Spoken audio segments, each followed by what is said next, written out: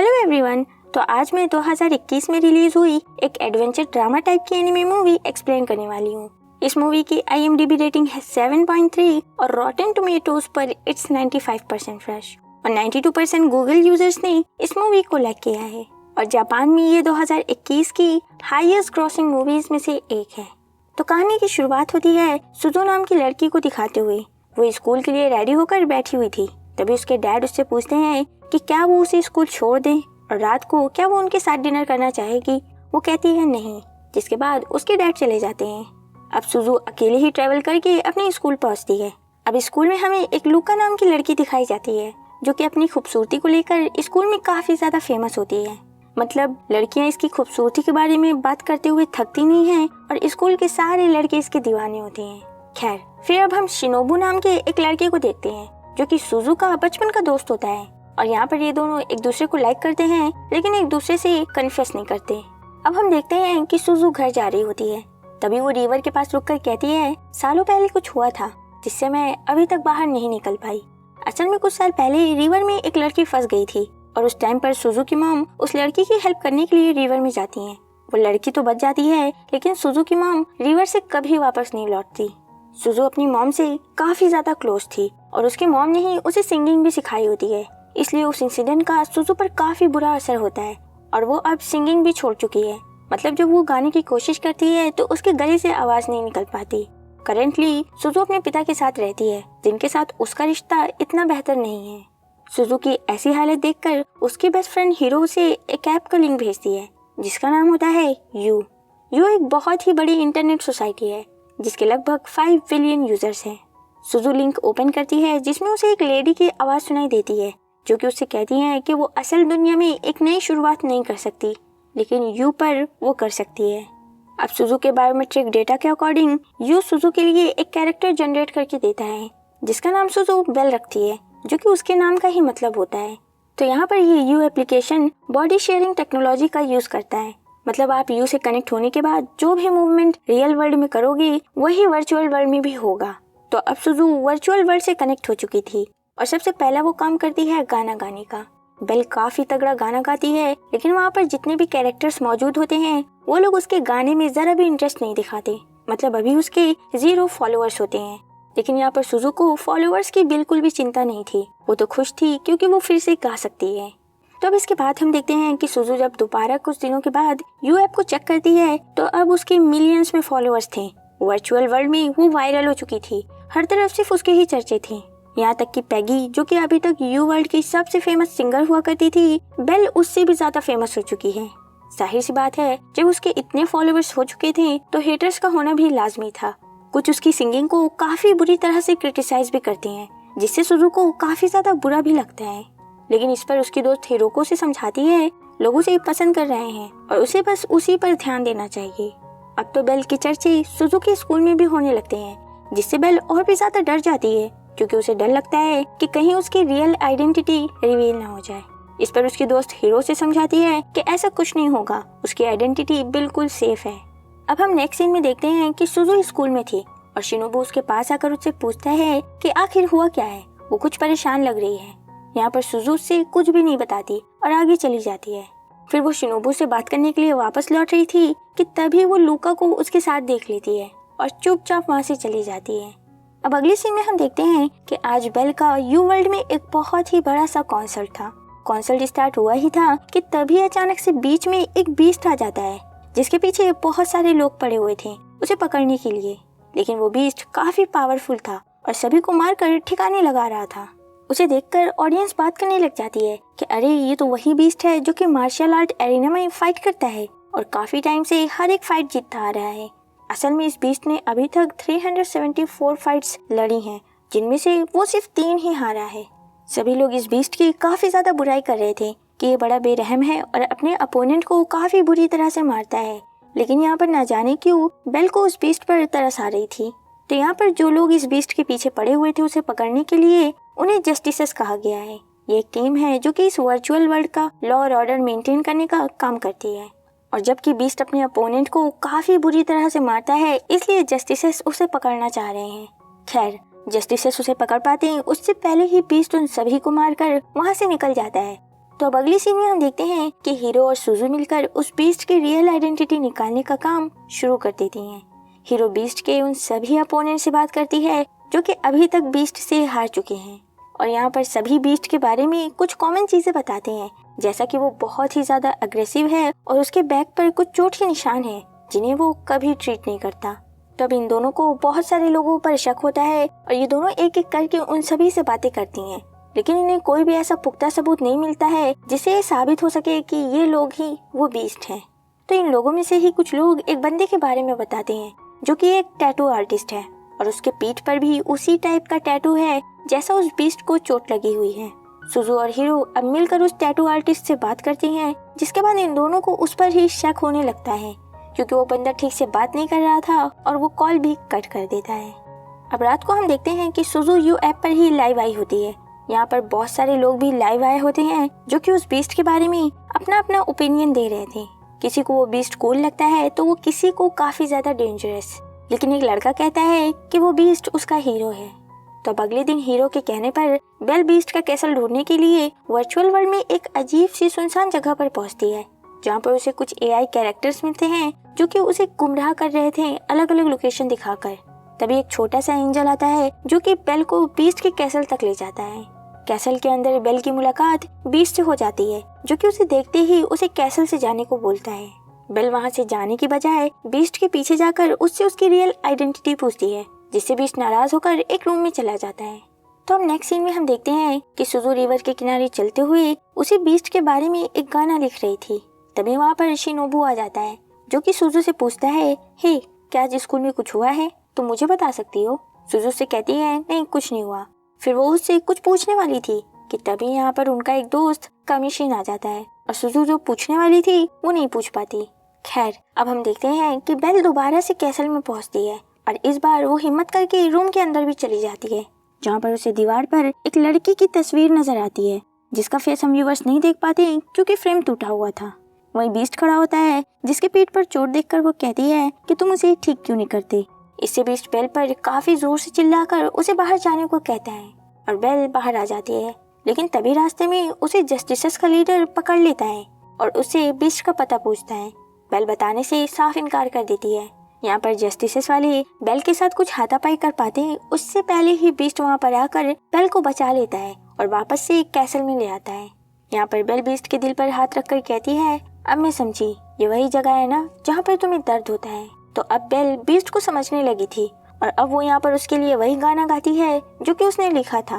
तो सॉन्ग खत्म होने के बाद अचानक से बीस्ट के पीठ पर जो चोट के निशान थे वो चमक रहे होते हैं। वहीं वो छोटा सा एंजल भी जमीन पर गिरा होता है। बेल कुछ समझ नहीं पाती कि आखिर ये हो क्या रहा है। बेल बीस्ट की मदद करना चाहती थी, लेकिन वो बीस्ट कहता है, प्लीज मेरी तरफ मत देखो। और इसी के साथ ये सीन यहीं पर कट हो जाता है। अब अगली सीन में हम सुजू को हीरो के साथ देखते हैं। वो हीरो से कहती है कि हमें बीस्ट की रियल आइडेंटिटी के पीछे इस तरह से नहीं पड़ना चाहिए। इस पर हीरो कहती है, सिर्फ हम ही नहीं बल्कि यू पर मौजूद सभी लोग उसकी रियल आइडेंटिटी जानना चाहते हैं। तो अब अगली सीन में हम बेल को यू वर्ल्ड में देख पाते हैं, जहाँ पर उसके बारे में ही बातें चल रही थी। असल में काफी समय से बेल का कोई भी कॉन्सर्ट ना होने की वजह से लोग उसे काफी ज्यादा मिस कर रहे थे। बेल ये सब खड़ी होकर देख ही रही थी कि तभी अचानक से वहाँ पर जस्टिसेस वाले आ जाते हैं और वो बेल को पकड़कर अपने साथ ले जाते हैं। अगले ही पल हम जस्टिसेस के लीडर को बेल से पूछताछ करते हुए देख पाते हैं। यहाँ पर वो बेल को धमकी दे रहा था कि अगर उसने बीस्ट का पता नहीं बताया तो वो उस पर ग्रीन लाइट का यूज करके उसकी रियल आइडेंटिटी सभी के सामने ला देगा। असल में इस ग्रीन लाइट से होता ये है कि अगर ये किसी कैरेक्टर पर पड़ जाती है तो उस कैरेक्टर की रियल आइडेंटिटी सभी के सामने आ सकती है। बेल लीडर की इस धमकी से जरा भी नहीं डरती और बीस्ट का पता बताने से बिल्कुल इनकार कर देती है, जिससे लीडर काफी ज्यादा गुस्सा होता है और लगभग सुजू की आइडेंटिटी रिवील करने ही वाला था कि तभी हीरो वहाँ पर आकर बेल को बचा ले जाती है। तो अब अगले सीन में हम देखते हैं कि सुजू स्कूल से वापस लौट रही थी और तभी उसे स्टेशन पर लूका नजर आती है, जो कि वहीं पर सुजू का वेट कर रही थी। असल में यहाँ पर लूका शिनोबू के बारे में बात करने के लिए आई थी। तो असल में मसला ये था कि सुजू को लगता था कि शायद लूका शिनोबू को लाइक करती है, और जबकि वो स्कूल की सबसे खूबसूरत लड़की थी, इसलिए सुजू भी अपने कदम पीछे हटा लेती है और इस वजह से ही अभी तक सुजू शिनोबू से अपनी फीलिंग्स नहीं बता पाई थी। तो यहाँ पर इनकी बातों से हमें पता चलता है कि लूका असल में शिनोबू को नहीं बल्कि कामिशिन को लाइक करती है। तो इन दोनों के बीच में जो एक मिसअंडरस्टैंडिंग थी वो क्लियर हो जाती है। तो अब बात करने के बाद लूका वापस लौट रही थी। तभी स्टेशन पर इन दोनों की नज़र कामिशिन पर जाती है, जो कि वहीं पर पास में बैठा हुआ था। लूका हिम्मत करके फाइनली कामिशिन को अपनी फीलिंग्स बता ही देती है, जिसे सुनकर कामिशिन तो बिल्कुल लाल हो जाता है और वहाँ से भाग जाता है। सुजू से पकड़कर वापस लाती है। फिर ये दोनों आपस में बात करते हैं और इन दोनों के बीच में बात बन जाती है। अब सुजू स्टेशन से बाहर आती है और तभी उसे रोड की दूसरी तरफ शिनोबू मिलता है, जो कि सुजू से कहता है मुझे तुमसे कुछ पूछना है। सुजू कहती है हाँ पूछो। शिनोबू पूछता है कि क्या तुम ही बेल हो। ये सुनकर सुजू काफी ज्यादा नर्वस हो जाती है और वो भागकर रिवर के पास पहुंचती है। तभी यहाँ पर उसे हीरो की कॉल आती है, जो कि उसे बताती है कि बीस्ट खतरे में है। वहीं हम वर्चुअल वर्ल्ड में देख पाते हैं कि जस्टिसेस ने बीस्ट का कैसल ढूंढ निकाला था। बेल भी अब फौरन से कैसल में पहुंचती है, जहां पर उसे वही एआई कैरेक्टर्स जमीन पर पड़े हुए मिलते हैं। यहाँ पर जस्टिसेस का लीडर आता है और कहता है इन्होंने बीस्ट का पता बताने से इनकार किया, इस वजह से इनके साथ ऐसा हुआ। लीडर के जाने के बाद वो एआई कैरेक्टर बेल को बीस्ट के पास पहुंचाता है, जो कि घायल था। बीस्ट बेल से कहता है मुझे माफ करना, पर मैं तुम्हें सच नहीं बता सकता। ये कहकर बीस्ट वहां से चला जाता है और जस्टिसेस वाले उसके कैसल में आग लगा देते हैं। वहीं अब दूसरी तरफ हम शिनोबू को देखते हैं, जो कि लूका और कामिशिन के पास पहुंचकर सुजू के बारे में पूछता है। लूका बताती है कि अभी थोड़ी देर पहले हम तुम्हारे एलिमेंट्री स्कूल के बारे में ही बात कर रहे थे। एलिमेंट्री स्कूल का नाम सुनते ही शिनोबू वहां के लिए निकल जाता है। वहीं हम सुजू को देखते हैं, जो कि हीरो के पास उसी एलिमेंट्री स्कूल में पहुंचती है, जहाँ पर इन दोनों ने अपना छोटा सा बेस बनाया हुआ था। यहाँ पर हीरो बताती है कि जस्टिसेस ने बीस्ट की तलाश शुरू कर दी है, लेकिन उनसे पहले हमें बीस्ट को ढूंढना होगा ताकि हम उसे बचा सकें। ध्यान रहे कि यहाँ पर सुजू इस समय पर वर्चुअल वर्ल्ड से कनेक्टेड है, मतलब बेल वर्चुअल वर्ल्ड में मौजूद है। बेल को देखते ही उसके सारे फैंस उसे घेर लेते हैं और गाने की रिक्वेस्ट करने लग जाते हैं। वहीं रियल वर्ल्ड में सुजू आंख बंद करके सोच रही थी कि आखिर बीस्ट के पीछे कौन हो सकता है। तभी उसे वो गाना सुनाई देता है जिसे उसने बीस्ट के लिए गाया था और जिस गाने को सिर्फ वो दोनों ही जानते थे। हीरो फौरन से उस लड़के की वीडियो सामने लाती है, जो कि ये गाना गा रहा था, और ये लड़का वही होता है जिसने बीस्ट को अपना हीरो बोला था। सुजू बिल्कुल कंफ्यूज हो जाती है कि आखिर ये लड़का इस गाने को कैसे जानता है। तो इस लड़के का नाम है तोमो।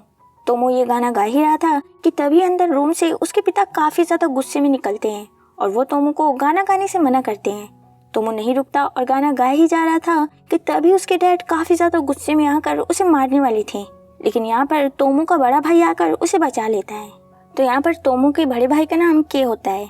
यहाँ पर सुजू के फोन पर ध्यान देती है, जिसमें वही तस्वीर थी जो कि उस दिन उसने कैसल में देखी थी।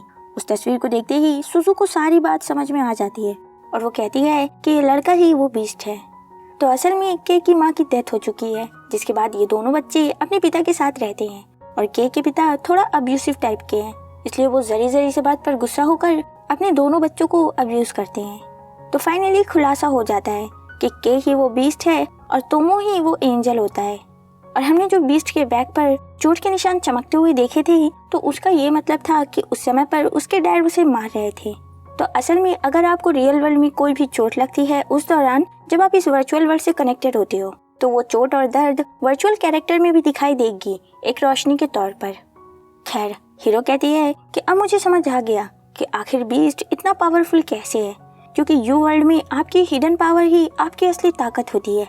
जैसे कि बेल की हिडन पावर थी उसकी सिंगिंग एबिलिटी, रियल वर्ल्ड में वो नहीं गा पाती थी, लेकिन वर्चुअल वर्ल्ड में वही उसकी पावर बनी। इसी तरह से असल दुनिया में के अंदर का गुस्सा और दर्द उसकी कमजोरी थी, लेकिन वर्चुअल वर्ल्ड में वही उसकी ताकत बनती है और इसी वजह से वो इतना पावरफुल था। तो अब सुजू हिम्मत करके के पास कॉल करती है और उसे बताती है कि वो बेल है और वो उसकी हेल्प करना चाहती है। के मदद का नाम सुनते ही बिल्कुल गुस्सा हो जाता है और कहता है कैसे करोगी तुम मेरी मदद? मैं तुम्हारे पिता से बात करूंगा, वो बदल जाएंगे, हम तुम्हारी मदद करेंगे। हजारों बार मैंने ये सब सुना है, लेकिन कुछ भी नहीं बदला। तुम लोग सिर्फ हम पर तरस खाते हो और कुछ नहीं। ये कहकर के कॉल को डिस्कनेक्ट कर देता है। इस पर हीरो कहती है वो तुम पर भरोसा नहीं करता, वो कभी नहीं बताएगा कि वो कहाँ है। सुजू की दोस्त भी अब यहाँ पर पहुँच गए होती है और शिनोबू कहता है सुजू की तरह गाना गाओ, ना कि बेल की तरह। अगर तुम उन्हें अपनी रियल आइडेंटिटी नहीं दिखाओगी तो के तुम पर कभी भरोसा नहीं करेगा। शिनोबू की बात मानकर बेल लीडर के हाथ से ग्रीन लाइट खुद पर डाल लेती है, जिसके बाद उसकी रियल आइडेंटिटी पूरे वर्चुअल वर्ल्ड के सामने आ जाती है और फिर सुजू गाना गाना शुरू करती है। सुजू का गाना यहाँ पर सभी के दिल को इतना ज्यादा छूता है कि सभी वर्चुअल कैरेक्टर्स के दिल की जगह एक रोशनी चमकने लगती है। इसका मतलब था कि रियल वर्ल्ड में भी सभी का दिल दुख रहा है सुजू का गाना सुनकर। तो अब सुजू का गाना खत्म होता है, जिसे सुनकर के और तोमो दोनों ही शॉक थे। और तोमो कहता है कि क्या वो सच में बेल थी। तोमो फिर से लाइव आकर सुजू के पास कॉल लगाता है और के अपना एड्रेस बताने ही वाला था कि तभी तोमो के डैड देखते हैं कि उनकी वीडियो वायरल हो गई है, जो अभी उन्होंने थोड़ी देर पहले अपने बच्चों पर हिंसा की थी उसकी। तो असल में जब ये सब हो रहा था तभी हमने देखा था कि अचानक से लाइव काउंटिंग 1 से 4 हो गई थी। मतलब कुछ लोग लाइव आए थे, तो शायद उन्होंने ही वीडियो वायरल कर दी होगी। खैर, तोमो के डैड बाहर आते हैं और इन दोनों को सुजू से बात करते हुए देखकर वो कॉल को डिस्कनेक्ट कर देते हैं, क्योंकि उन्हें लगा था कि शायद ये काम सुजू का ही है। तो यहाँ पर कॉल डिस्कनेक्ट होने के बाद हीरो वापस से रिकॉर्डेड क्लिप प्ले करती है, जिसमें ये लोग विंडो की तरफ ध्यान देते हैं, जिसके बाहर 2 बड़ी बड़ी बिल्डिंग्स नजर आ रही थी। कामिशिन वो बिल्डिंग देखकर उसे फौरन ही पहचान लेता है, क्योंकि वो उस जगह पर अपनी टीम के साथ मैच खेलने के लिए जा चुका था। तो ये बिल्डिंग टोक्यो की 2 सिटीज के बीच में मौजूद है। एड्रेस पता चलते ही सुजू चाइल्ड प्रोटेक्शन वालों के पास कॉल भी करवाती है, लेकिन वो लोग 48 घंटे से पहले कोई भी एक्शन लेने को तैयार ही नहीं थे। न चाहते हुए भी सुजू अब अकेले ही टोक्यो की तरफ निकल जाती है और रास्ते में वो अपने डैड को मैसेज के थ्रू बताती है कि वो टोक्यो जा रही है। अब नेक्स्ट सीन में हम सुजू को टोक्यो में देख पाते हैं, जहाँ पर वो के और तोमो को ढूंढ रही थी और तभी उसे वो दोनों मिल जाते हैं, जो कि अपने घर से भाग आए थे। बच्चों के पीछे उनके डैड भी बाहर आते हैं और सुजू उन दोनों को वहीं पर हक कर लेती है। तोमो के डैड सुजू को हटाने की काफी कोशिश करते हैं, जिस चक्कर में सुजू के फेस पर चोट भी लग जाती है। अब सुजू उन दोनों लड़कों के सामने खड़ी हुई थी एक दीवार बनकर, और तोमो के डैड सुजू को मारने वाले थे, लेकिन सुजू की निडरता देखकर तोमो के डैड खुद ही वहां से चले जाते हैं। अब के सुजू से कहता है कि जब तुमने मुझे हक किया था तभी मैं समझ गया था कि तुम ही बेल हो, शुक्रिया तुम्हारे आने का। सुजू दोनों को हक करती है और इसी के साथ ये सीन यहीं पर कट हो जाता है। अगले सीन में हम देखते हैं कि सुजू वापस से अपने होम टाउन पहुंचती है और स्टेशन पर उसके डैड उसका वेट कर रहे थे। वो कहते हैं साथ में डिनर करें। सुजू हाँ में जवाब देती है, जिससे हम समझ पाते हैं कि इन दोनों के बीच भी सब ठीक हो चुका है।